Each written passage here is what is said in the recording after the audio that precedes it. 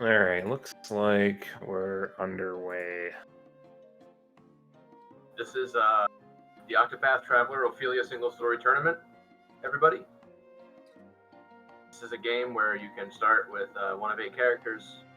This is Ophilia, and the run begins with her, and it will end with her last chapter. And pretty much everybody else will go ignored, aside from their first chapter. And it looks like we're having a little bit of an issue with the layout, but that's being worked on by our restreamer. So Yeah, just put your glasses on. You should be able to see it fine.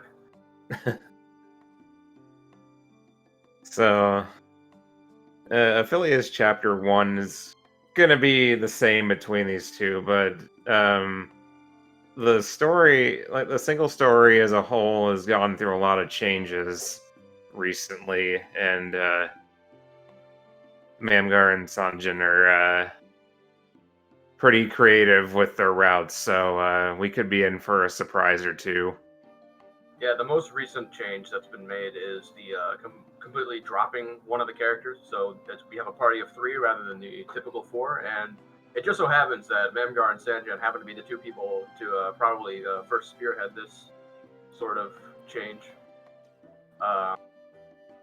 So we could even see some different routes in between the 2 of them. So what they're doing first is they're buying and equipping a weapon for Ophilia called the Quartz Rod, which will increase her magic stat pretty significantly, and that will be useful for the first boss. They've also gone and they've used Ophilia's special skill, which is to guide NPCs. So we picked up a guy that will help us a lot on our first boss here. Something you find out in Octopath is multi-hit attacks are very good, and this guy here in a Chapter 1 town just happens to have a late game spell for some reason, so go figure that one out. This game has random encounters. There's usually going to be 2 of them on this first screen. What both runners have opted to do here is they've used their weapons to break the enemy before running away. What breaking is basically every enemy has a set of a certain amount of shields, and they also have a set of weaknesses. And if you hit them with one of their weaknesses, they lose a shield. They lose all their shields. They break. They're stunned for 1 turn, and they take more damage. But in random encounters like this, you can just run away for free if they're broken, whereas normally you would have a chance to fail. Yeah, it's faster to try and just run away, but you have a chance of failing, and it's more consistent to get the break and then the flee. Coming up on the first boss, the Guardian of the First Flame.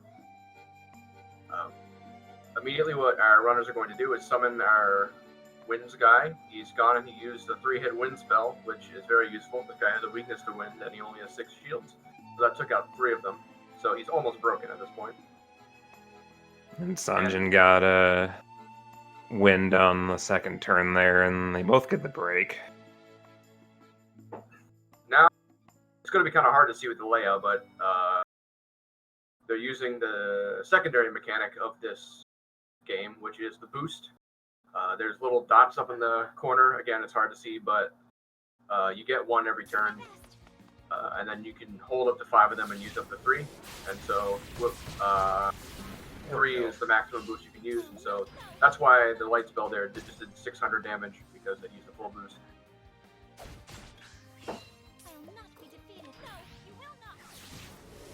Yeah, this second break is the most important to get wins on, because if you don't get enough of them, then the wisp can blow up and you'll probably die. But it's interesting to know that the wisp only appears under a certain HP threshold, so it's possible if you get like no summon wins on the first break that he won't even show up at all, and you can just skip that phase entirely. But it's pretty unlikely. I've only seen it a couple times. I don't even know which one. I would assume that just getting wins every time would be fastest, but I have no idea. It's hard to time this stuff because it's so random. Yeah. So The joy of every route is maybe you find a Kate on your way to getting evasive maneuvers. And Ophilia, optimally, you have like 2 or 3 chances to get a Kate. Yeah, in a no reset environment, you're not counting on getting a Kate at all, and you're going to probably end up having to pick up Cyrus the Scholar and go into a high level dungeon later, and that will earn you the half encounter skill of the game, which is very important because encounters are very slow and sometimes they're deadly. So that's basically what's the first goal of the speed run, is to just eliminate the problem of random encounters by getting evasive maneuvers.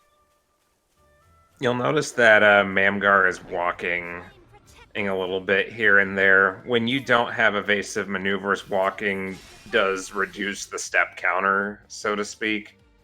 And for a given screen, once you get to so many steps, you can get a random encounter. It's like a range of them. But when you have evasive maneuvers, it doesn't matter if you walk or run, it's the same regardless. So just run as fast as you can at that point.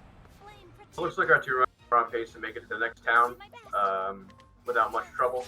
Sometimes you can run into a particularly bad encounter with 2 ants, and that you can be stuck there for a while, but they pretty much seen only frogs and pigs. So they're coming up on Atlas Dam, which is the next town over from Ophilia's Flames Grace. There's our second character, Cyrus, is here. And he has quite a bit of utility in the speedrun. Yeah, I believe he's picked up in every single story except for 1. And, well, maybe 2 if you get a Kate with Tressa. But I actually don't even know what the Tressa run looks like now. People have been doing 3-character runs all over the place, so my understanding of routes is all over the place. There's always been like 4 or 5 different Tressa routes that people use, and now there's just 7 or 8 or 9 or 10. That is one of the nice things about this game, is just how many different options you have. Looks like Mamgar is scrutinizing for Guide with Ease, and he's probably going to be replacing his Summon Winds guy with somebody else. Yep, it's gonna be Foxy Grandma, I think is what he calls it. We're going and getting another Quartz Rod for Cyrus. This will help us on the next boss, which is Russell. We're also picking up an item called a Soul Stone, which does fixed damage pretty much. Mamgar is not getting the old grandma. I don't know why he did the scrutinize then. Yeah, at least when he was theory crafting some of the route, he was talking about potentially grabbing the summon just outside of or just before you leave Flames Grace to potentially get a Kate, then switch to the grandma. But flee from the counter there instead of killing it. That'll set him back a little bit when it comes to grinding JP later.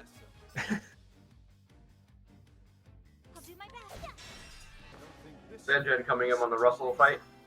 This one's pretty similar to the Guardian fight because he also has a wind weakness. This one also has 2 friends with him, and they can be quite problematic as well, although we will be taking them out pretty quickly on the 3rd turn. Yeah, if you're unlucky, Cyrus can get picked on at the start and then die before the break happens on the minions. One good thing about the summons in this game is that it just happens again, is that sometimes they can take hits for you, and that's always kind of a nice bonus. Although if they take too much damage, it'll make them run away. Ophilia is pretty tanky though, so she can take the hit. Sanjan getting very lucky, having 2 summon wins in a row. That means he'll be broken on this turn and do the most damage possible. Yeah, generally the strategy is once you've broken the enemy, you want to unload all of your spells at maximum power. There may be a few reasons here and there where you don't do that, but that's the general strategy, whether you're speedrunning or playing casually. interestingly, if one of the runners was able to find and kill that little cat that we were talking about, this fight would be a lot shorter because then they would go out of their way to pick up better, stronger items that can take out this boss in one turn. But that was not the turn of events this time around for either of our runners. Yeah, those fight nice and quickly. Mamgar's probably got another turn or two to go. Maybe a third one, depending on the winds guy. So, they're coming up next to everybody's favorite part of an Octopath run, the Whistlewood. So, the most efficient way, aside from getting lucky and finding a Kate, to getting the JP necessary to teaching evasive maneuvers is to go to this side dungeon called the Whistlewood near Atlas Dam. And certain encounters will give you over 100 JP, which if you killed a few of the enemies in the previous dungeon will give you enough to get evasive maneuvers. But there are a couple encounters, like all 4 frogs, which don't give you enough JP. And since this is a no reset run, they'll have to farm outside of Whistlewood if that ends up being the case. It's important to note that the item that they're using is a medium soulstone, which is obviously larger than a small one, and it will do, well, it does a flat 2200 damage, 1100 if the enemy isn't broken, and 1430 if they aren't broken but have a And you'll notice that Sanjan is gonna defeat the encounter here outside of Whistlewood. The ants encounter give us 17 KP, or the ant, 2 ants and 1 pig, and 3 ants give 18. So it's a pretty nice backup to do even in advance if you don't get the encounter you want in Whistlewood. It looks like she actually just taught Lightning Blast and Luminescence. I'm not sure if that's because it sounds like you're cutting out a little bit there, Jack. Sorry? And Sanjan got the ideal encounter, one of the ideal encounters, frogs with bugs. So that's going to be enough to get evasive maneuvers.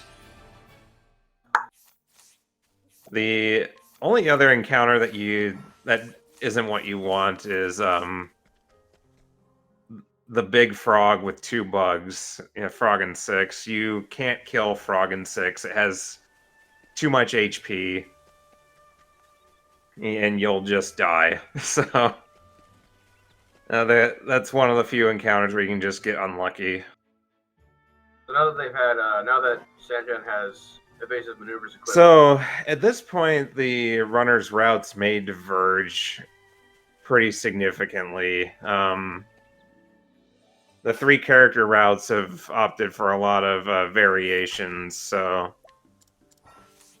by the time that they've collected their party and gotten to Chapter 2, things will start looking a bit more similar.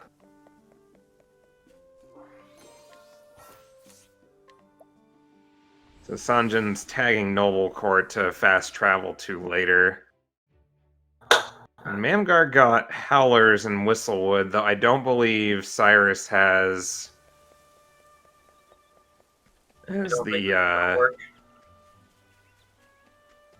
I don't believe he taught Cyrus Lightning Blast.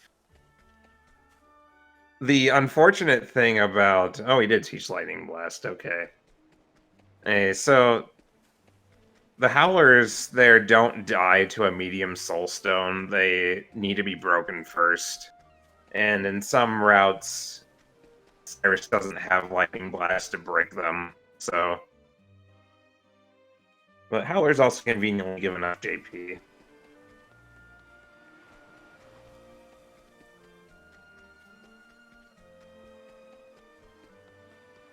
It looks like Sanjan is opting to skip tagging Ripple-Tide where Tressa is, so I'm wondering if they're both doing a Tressa-less route here.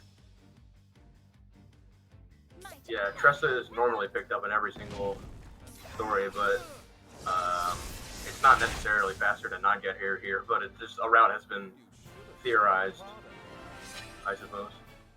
Mm-hmm. I know the route Mamgar uses picks up Primrose for the third party member, and I'm wondering if Sanjan's going to do the same thing. There might have to both runners use this somewhat silly route where it's 3 characters and 1 merchant.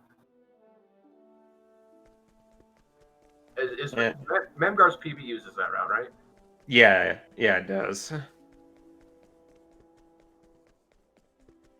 He was actually pretty close to PBing before this tournament race, but Matthias had something to say about it. You know,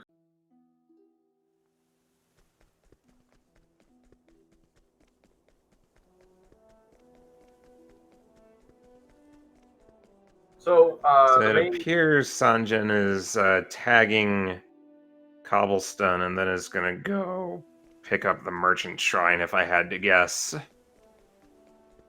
Cobblestone typically isn't a useful town in an Ophilia speedrun, but it does bring you, because when you enter a town, you can always just teleport back there later once you've marked it on the map. So now this screen where Sanjan is the Stone Guard screen. It can be a little bit of a sketchy screen. Every run sees this screen in some form. It's not too much or another. It's where you can get the Buffalo Wild Wings encounter. Sanjan picking up the Warrior Shrine, which will allow her to equip Warrior as a subclass on one of her other characters. And that will come into play in 2 of the fights later. And actually one of the passive skills will be used in the last one. Grabbing the Warrior Shrine also has the benefit of making this screen a lot safer. You can still get an encounter from Warrior Shrine to Moonstruck Coast, but it's pretty unlikely. Yeah, one of the most common questions we get asked when in our speedruns is, why did we just save the game and quit? And when you load into a new file, you're given a brand new step counter to work with, so it drastically decreases the chances that you can get jumped on a certain screen. This one you can actually make, but no one ever goes for it. It's entirely too rare. So Merchant Shrine is on this screen, so that will be the other subclass that gets picked up here. So Mamgar likes to play risky strats at times. The safe thing to do is to save and then reload, but I have a feeling he's just going to go for it. Yep.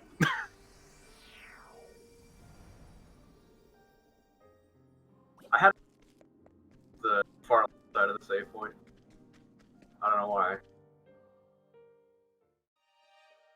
So, and he got caught by surprise too, so it's another added bonus of the Merchant Shrine, which of course most speedruns get Merchant Shrine because the merchant job is very good, but in this particular category, it's very close to Ophilia's 3rd chapter town. And like I said, once you mark a town on a map, you can go back there later. So a lot of this early part, right after getting evasive maneuvers of the run, is just going to be flying the necessary cities and towns that are going to be visited throughout the run. Yeah, and generally you're going to grab the items that are closest to the chapters that you're doing. And so since Grand Port's nearby a Gold Shore where Ophilia's Chapter 3 is, it's a pretty convenient place to loot for a lot of money. Grand Port does not make an appearance at all in Ophilia's story, but it's right there, and it has a chest that had a large soul stone in it. There's another chest really close by with 20,000 bucks in it, and then Grand Port itself has a lot of useful items that people are selling, and even some more chests that have items that you can sell later. Just money, and money is going to be very useful in this particular route because not only is there a very, very strong mechanic in this game that relies on money, but there's also a lot of items that you need to buy for safety later on in the later boss fights. So another save and quit here, because this is a particularly long screen. You're not going to make this one without saving and quitting.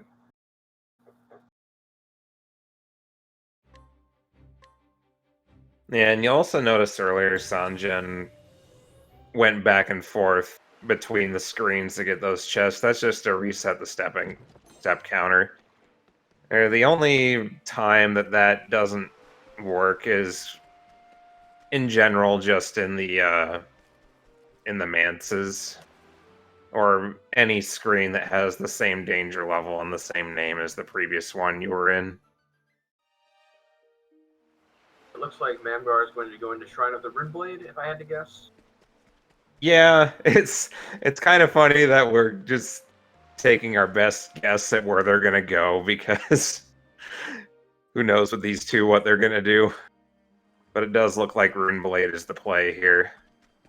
This is a dungeon that's pretty far out of the way, and a lot of the more recent routes have completely removed it, but it does have a chest with $50,000 in it. Sanjan is looting Lock of the Lost King for 30k and a large soul stone. There's a rumor out there that you can get an encounter in Lock of the Lost King, but I don't know if that's true or not. I haven't seen it myself. Oh, it's very true. If you turn on the cheat engine on randomizer, you can see that you can actually get the encounter quite early.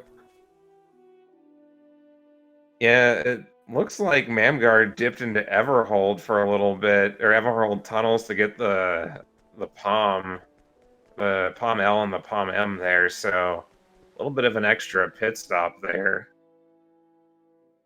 That might be necessary because for not picking up Tressa, so you won't be able to buy more palms off of NPCs that you would normally be able to. Do you have a tag Ripple-Tide or not? It doesn't look I believe they both did not tag Ripple-Tide, so I think they're both going Tressaless here. So Sanjan might be doing the same thing. I've only caught a little bit of the runs that didn't get Tressa. I didn't really watch a lot of it. I completely forgot that Tressa is like, she gets all of your items for you. So some alternate strats are going to be used to obtain the items that you're going to need. Yep, and Sanjan's dipping into Everhold tunnels for the same reason, so they might be using the same route. They're just doing it in a little bit of a different order here. Looks like Mamgar will be picking up Primrose the Dancer here. Primrose has pretty much only one use, or I guess two uses. One being a character that you can get. Her chapter 1 is very short, so often if you have like a free slot in your party, she's pretty good for the job. And also she has a pretty similar ability to Ophilia, where Ophilia can guide NPCs, Primrose can allure them. The difference between the two is that guide is gated by level, whereas allure, you can allure anybody at any level, but there's only a certain percent chance that you'll be successful. So there's a little bit of RNG involved. I don't know what the timings are for skipping Tressa. I just know that Tressa's chapter 1 is very long, so... and Primrose's is very short. Primrose's boss, Covenant, just falls flat in the mud there. Just takes one soul stone and he dies. Another benefit to using 3 characters is you just have less resources you need to deal with the chapter 1 bosses, because all the bosses scale based on the number of characters in your party. And with 4 characters, Primrose's chapter 1 would need 2 soul stones. One thing Tressa gets you is she has an ability where she finds money on the ground after you cross every loading zone on a hostile screen. So not picking up Tressa is going to leave you wanting a lot of money. I shouldn't be surprised, but Mamgar's going for this screen too. So Yeah, generally don't make this. Well, got it though. I mean, Makes up for the Moonstruck attempt, I guess. And Sanjan gets the encounter in Catacombs, and that's pretty unlucky. I hate to particular because that monster is quite strong. But she made it. Yeah, she got away from that one. So they've done some things a little out of order, but it looks like Sanjan's in the lead a little bit here. I don't know. Sanjan tagged Grandport earlier, whereas Mamgar's doing it now. Yeah, that's right.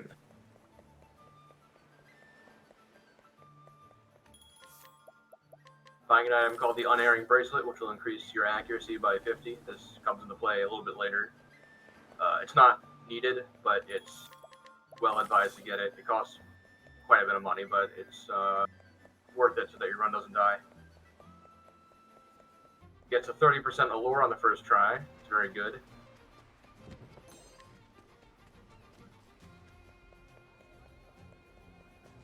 Mamgar must be putting off lock until later. Or when he does the Gold Shore Warp. Third try for Sanjan. Maybe that was fourth. I wasn't totally paying attention. So normally, at least when you have Tressa here, there's a lot of stuff that you would buy here, and their trip to Everhold and stuff is some of the reason why they have to go out of their way to do that. And I believe that's all the preparation needed. So both runners are making their way to the town of Saintsbridge, which is where Ophilia's Chapter 2 will take place. They hadn't tagged it earlier because it's just simpler to do it now and just go right there. And the question on everybody's mind here is, are we going to be blessed by the lizard? Perhaps. And this Saintsbridge screen is pretty reliable, but if you get unlucky, you can get the encounter there, just like right before you enter Saintsbridge. Yeah, there's a loading zone nearby that can make it a little bit safer, but you get it consistently enough that it's not usually worth the time loss. And the encounter is not too hard to kill if you get it. Just more of a nuisance than anything else, really.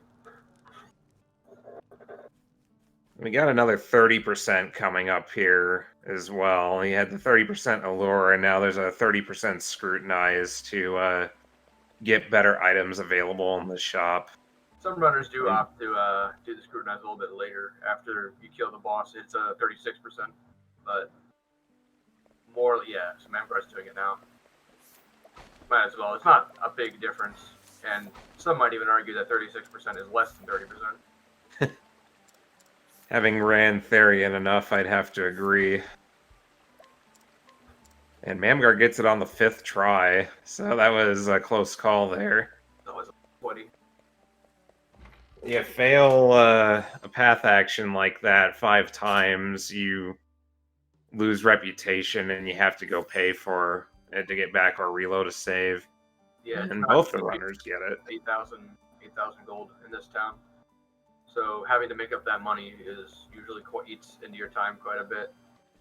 Especially if you're not carrying around Tressa. I'm not sure how tight the money route is without Tressa, but I'm sure it's a bit less room for error. Well, they don't have to buy any soul stones or pomegranates. That probably makes up for it a little bit. Yeah, that's true. So the Mirkwood Trail here, ideally they want to get to the save point so they can save and reload, but at least in other routes, if you get the encounter, you often just toss a soul stone. Save point without any trouble. I believe it's faster just to get the encounter and toss the soul stone, but the bad side of that is you're down 1 soul stone. We got it! The lizard!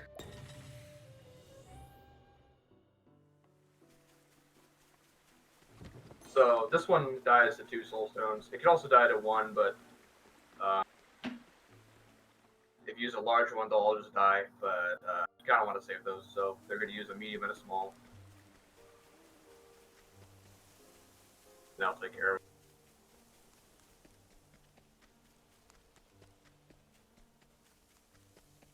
So this is a level 23 area, or 24, I think.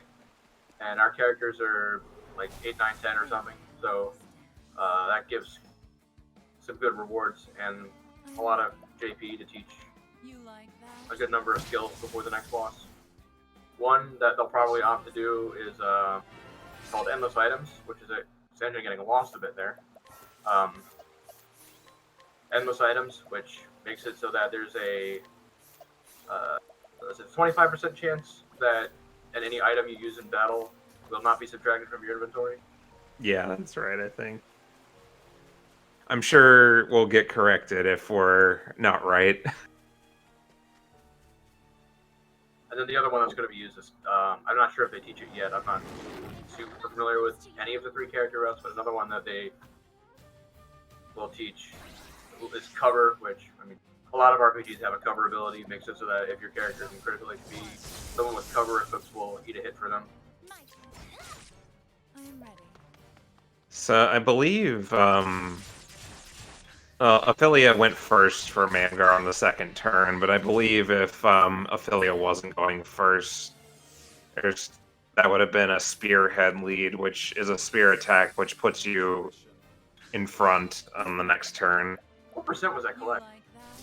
I didn't see it. It was real quick. It was unboosted, so it must have been pretty low.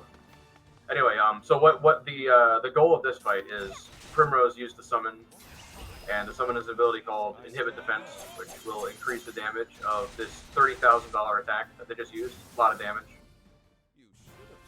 I guess we can explain it more in detail on Sanjan's screen here. Sanjan has not seen the Inhibit Defense yet. Basically just lowers their defense, increases damage by 1.5 times.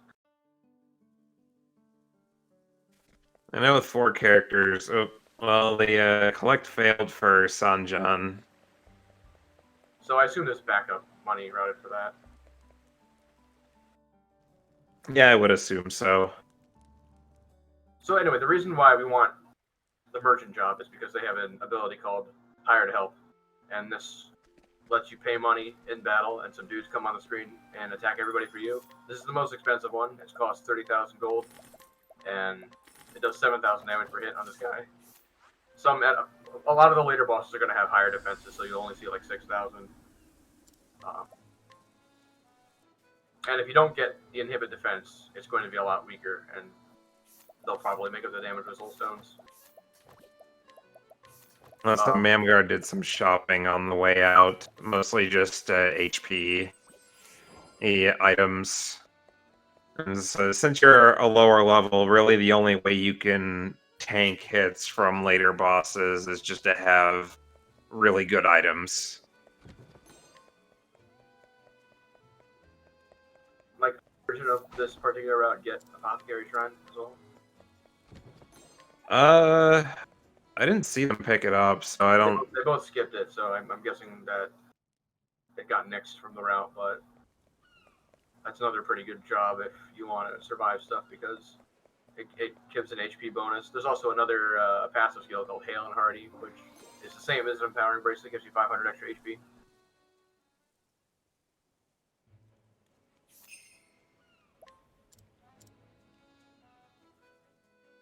So I believe Mamgar is going to go back to Lock of the Lost King to pick up those items. Yeah.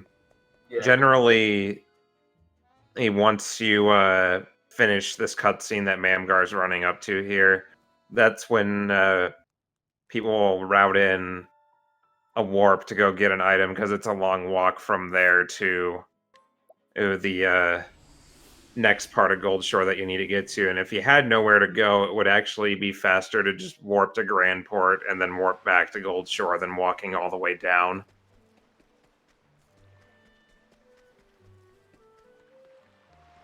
Yeah, because the dungeon happens very close to the entrance and very, very far away from the church. It's like Sanjan's going to pick up the Worry Wart here. Or no, picking up items? Okay. Yeah, I'm not sure about the Worry Wart. There's another NPC here who has Inhibit Defense. It's pretty redundant to pick up both of them, though. Oh, no, she's good to do it. Yeah, that actually is not a bad idea to do the shopping trip there, because then you don't have to Don't have to run back and forth. So on Mamgar's screen, there's an NPC with a green speech bubble above his head. That usually means story trigger, but in this case, you can just skip it. You don't have to talk to him, and it's for the best because you don't have to. That guy's not important anyway. Yeah, no big deal. So Mamgar took a safety save there on the path to the Seaside Grotto. This screen is pretty favorable, but it still has a chance for an encounter. Yeah, it's very, and especially most of the encounters here take forever to get away from.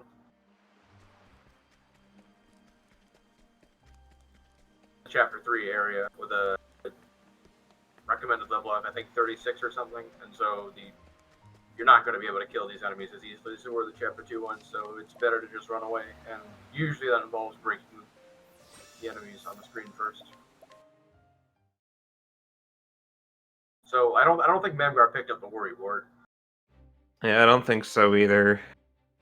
So it looks like Mamgar's in the lead right now, but if he goes back to get to the worry ward, then Sanjan would actually be in the lead right now. Yeah, the Warrior Ward has a lot more utility on the last boss because, in addition to the inhibit defense, he can. So this part going up to the Chapter 3 boss here is also possible to get an encounter. Or like most of the other screens in Chapter 3 here, it's pretty favorable, but can still ruin your run. So this boss is unique in being 2 people. No inhibit from Primrose on Mamgar's side. Again, neither for Sanjan.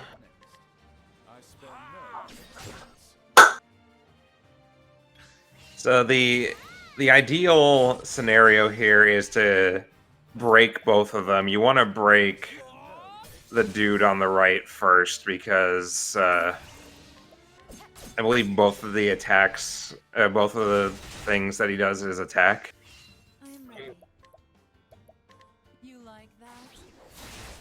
And Cyrus ended up dying on Sanjan's side. I'm not sure if that was a range or not. What happened there? Actually missed what happened there. I'm guessing someone missed an attack or something. And it looks like Mamgar didn't get the inhibit either, so...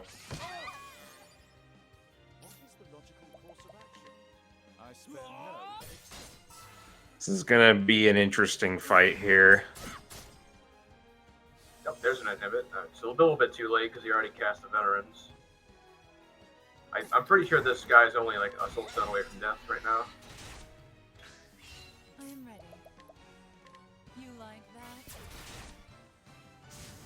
He opted for to break both of the enemies on turn 2 there, whereas normally you would only break one of them and then just eat an attack, but looks like with this particular route, this fight can go a number of ways. Again, it's not something I'm super acquainted with. It looks like Mamgar was able to dispatch of the shady people.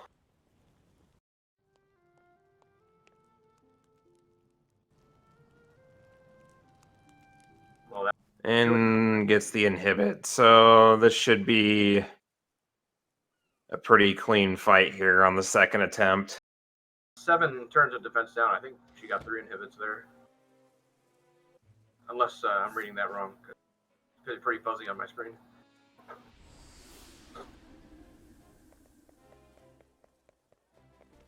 Picking up, I don't know who. Oh, Shifty Moneylender. I think that's another. Is that another inhibit defense? Full enfeeblement, something like that.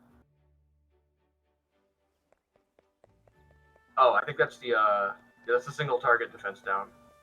So it's another inhibit NPC, just a different one than the Worry Wart.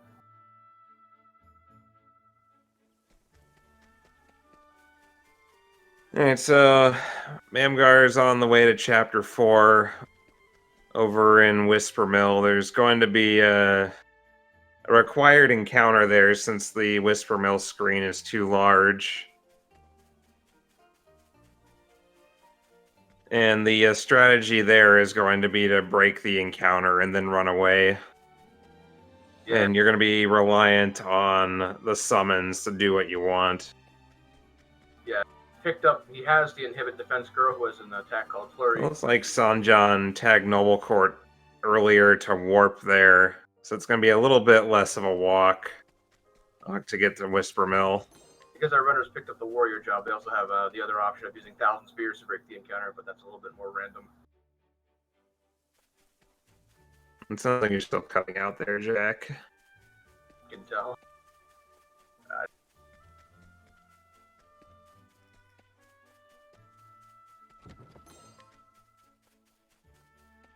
That was mentioned in the chat earlier, but it is possible to get 2 encounters on this screen, and if you get the encounter before you pick up the cat's eye in that chest, it's that's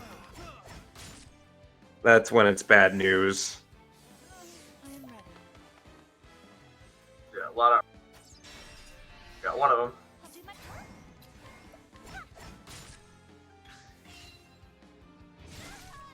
Get the other one. Oh no. well then.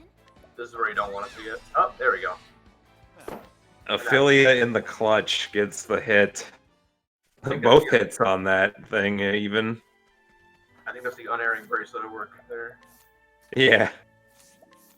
Sanjan having some trouble, though, but finally gets the flurry.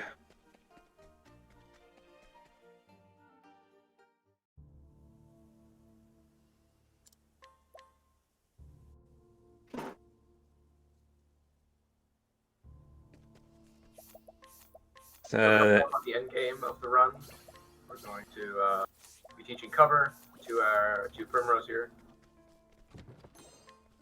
Siltstone M, and selling all of our items, so we get 90,000.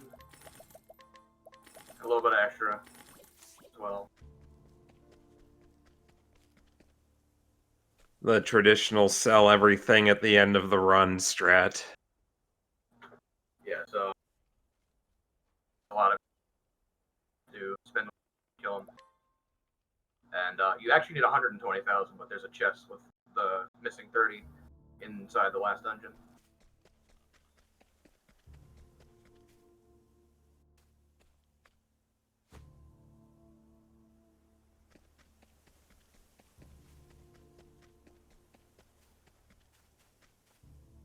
So there's one more screen here to worry about getting an encounter. It's the second Ebony Grotto screen here.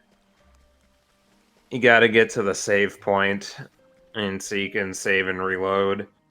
But it's like many of the screens in this run, it's pretty favorable. Although once in a while, you'll get hit by the Revenant or something. Everyone's favorite comedian. Mamgar makes it to the save. We'll be able to reset and pick up the chest with no problem. Mamgar gets to the save point, and we'll see if Sanjan gets it as well. So this last fight coming up is actually 2 fights. There's before the boss confronts you himself, he sticks his minions on you, and they can actually be pretty troublesome because they all have an AoE magic attack, and if you see that twice, you're dead. And Sanjan gets there safely, so who wins this race is really going to come down to what happens in the fight before Matthias and Matthias himself. Depends on what the allures want to do and what the enemies want to do, and soulstones are not what you want to see. Stay 3 still. turns to heal for Primrose at least. I will not be defeated. Oh, sacred light. This fight, the rest of this fight is no problem. Just break. Hired Help Mercenary, hit everybody with a sword. I am ready. I don't know what this is. That's not gonna I'll kill. do my best. Take this. I mean, so it's a little bit extra damage. Probably can I am cut ready. a Soulstone out. Yeah, you're still cutting out there. It looks like Mamgar and Sanjan got the breaks they wanted, so they'll be good for this fight.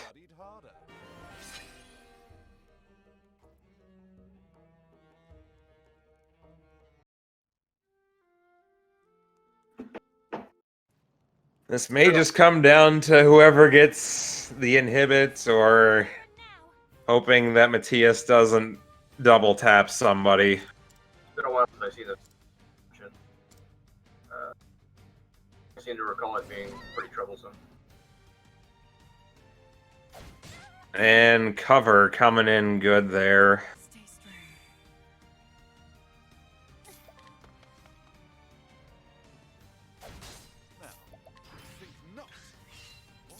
Head back. Sanjan gets the inhibit on turn 1.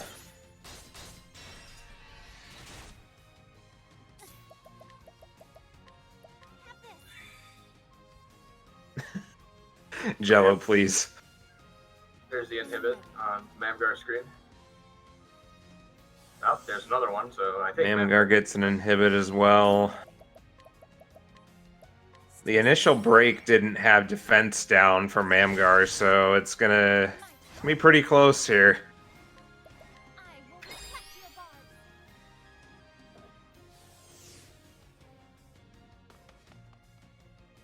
Thanks, Shifty Moneylender. Pretty good. Mamgar putting up reflecting veils to shield the low health members of the party. Same with Sanjan.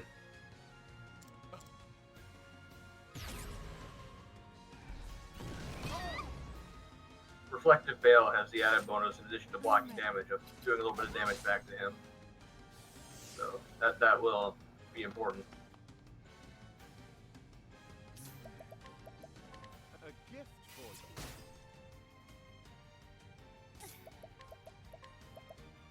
I will protect your barbs.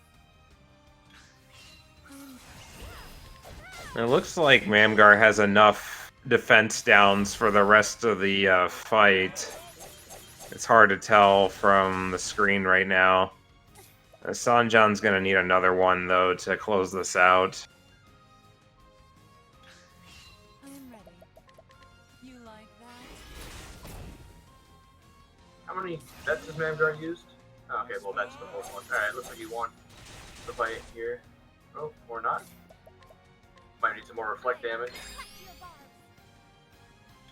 I think he's used 3 vets, though one of them didn't have corrosive up at the time.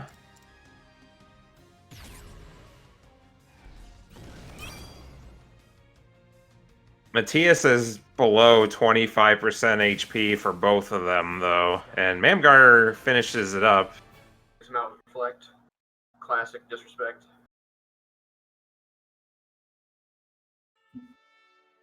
Alright, 4801. And Mamgar finishes just over 48 minutes. Oh, ice. Here's some proof. That was a pretty close race, considering what Octopath can be.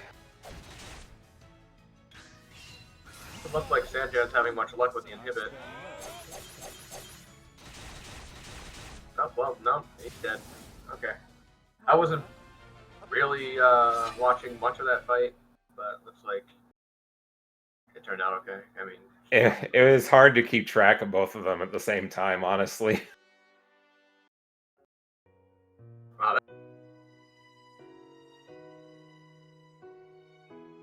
And so GG to both the runners here. That was a pretty good race.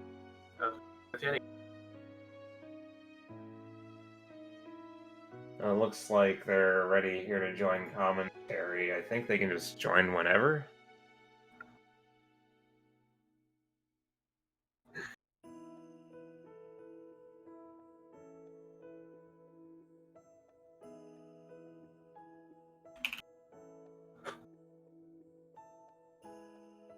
They have to be let in.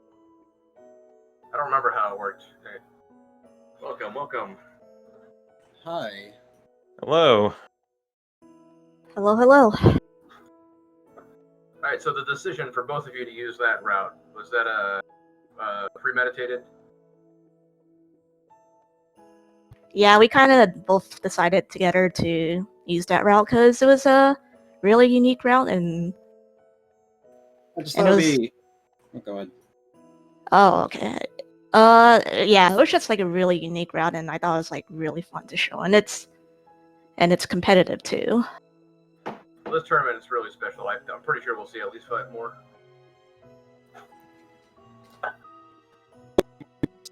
Both ran the same route too. Mostly just so it's not like a case that somebody does like 4-character Thief Shrine and somebody does 3-character Allure. Oh, as it turns out, we saw both of you doing certain things in a different order. So it turned out pretty different anyway. I think one of you went to Grandport a little bit earlier, or one of you went to Grandport before getting Primrose. The other one went there after. Yeah, it was a fairly clean run from both of you. I think there was just some minor things here and there. I think the most unfortunate thing to happen was the Chapter 3 boss for Sanjan. Oh, was it bad? Ophilia missed Spearhead with an airing bracelet. Wow. Unfortunate. I mean, Inhibit girl did not do her job anyway, so I would have died anyhow. Yeah. I actually got a turn order I hadn't seen on the Chapter 3 boss. I actually got all the characters going before the 2 guys on turn 2, which was a little bit weird. Turn 2 break on both of them. I didn't get an inhibit, but because I had that extra turn because I broke on turn 2 instead of defending, I could throw an extra stone. Although, it's kind of awkward because the turn order just ended up working out for me. Missing Spearhead, though, that's a big oof. Especially with the unerring bracelet, that works on Esmeralda. Yeah, missing Spearhead is pretty rare, but I guess, Yeah, we saw it just had to happen. It wants to show up in the tournament in a pretty bad spot. That's just how Octopath be sometimes. You just gotta accept that when you run an Octopath race best of 1. Yeah, that's how it is. Sometimes the RNG is just not in your favor. Though I don't know how your early game went, Mamgar, but mine's is pretty decent, aside from my Chapter 1. It was pretty clean. I did farm for a little bit, but I got a good encounter in Whistlewood, too. Well, you kept us guessing for a while because we weren't sure what was going to happen, and then we saw both of you run past Ripple Tide, and we're like, oh dear. I didn't know. I wasn't sure if this route was going to show up at all during the tournament. Well, I remember when it was first being formulated, it turned out to be pretty dangerous. It is pretty dangerous. There aren't quite as many backups, and if you get encounters, you're kind of put in a tough spot. It turns out that if you don't have Tressa in your party, there aren't items you can buy. Yeah, my main thought of this route is, like, I don't know if Mamgar taught EI, but I taught EI because I needed stones, like, that, or the Matthias fight. If I did not have stones, or if I did not get that EI proc on that Thunder L, it's very likely I would have died. EI is definitely an option for something to teach. Well, I saw one of you went for Mamgar, you went for a Shifty Moneylender, and Sanjan went for Worrywart. Yeah, that... Also, Sanjan, did you go to Runeblade, or did you do the other thing? I went to Runeblade because I just took the safer route. Alright, yeah. Did you do the Purgation, the Runeblade skip route? No, You both did the same things for as far as I could see, just a little bit out of order here and there. Yeah. The Moneylender is... The Moneylender and the Worrywart are basically the same thing, except Extort is only a 1-character inhibit, but that doesn't matter versus Matthias. What else does Moneylender do aside from Extort? He hits people with his axe. Axe. Okay, so they're both axe. Yeah, that's why the Matthias fight works, because he either hits Matthias and knocks a shield off, which adds damage, or he extorts, and that adds damage.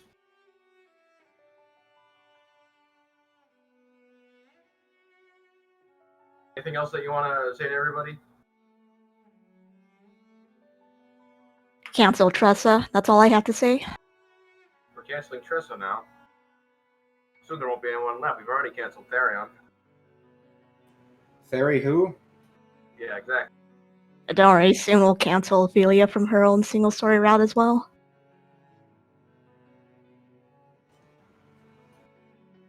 Well, great run to both of you. It was pretty close. GG, Mamgar. GG's. Gee, that was really close, all things considered. All of the things that can go wrong.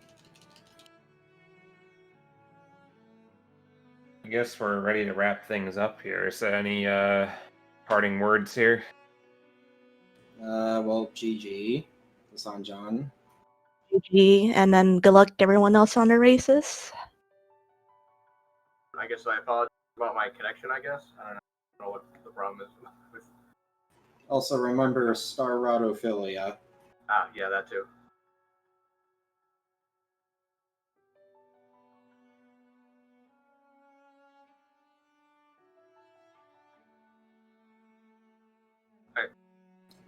So yeah, thanks for commentary, and thanks to SpeedGaming people. Yeah, thanks everyone. Enjoy the rest of the tournament. I think the next match is Saturday. Yep. Yep, I'll be watching from the sidelines, from which with lots of popcorn.